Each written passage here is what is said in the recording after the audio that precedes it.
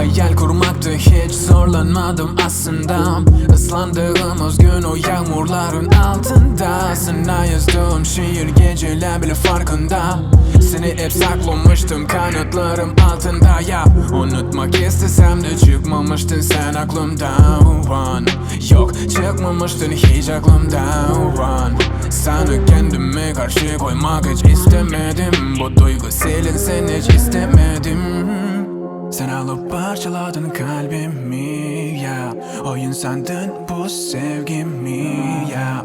Senden sarhoş oldum bir içki gibi. Uyanım yanımdasın yok. Sanki duman gibi, sanki duman gibi. Uyanım yanımda sen yok. Sanki duman gibi, sanki duman gibi. Ya sanki duman gibi. Uyanım yanımda sen yok. Sanki duman gibi.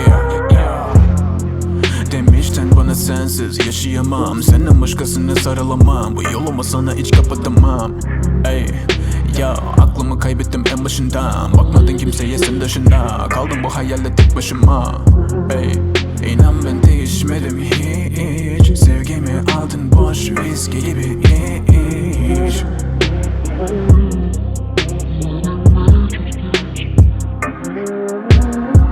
Unutmak istesem de çıkmamıştın sen aklımdan.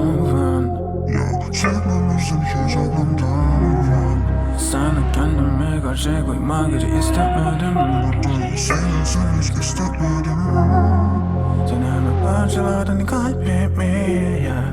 Oyun sandın bu sevgimi ya. Senden sarhoş oldum bir içki gibi. Uyanım yanımda sen yok. Sanki Duman gibi, sanki duman gibi. Uyanım yanımda sen yok. Sanki duman gibi, ne sanki bir duman gibi.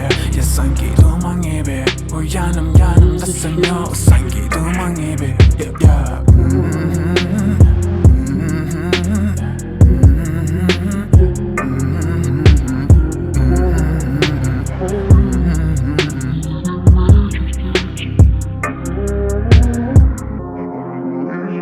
çıkmamışsın sen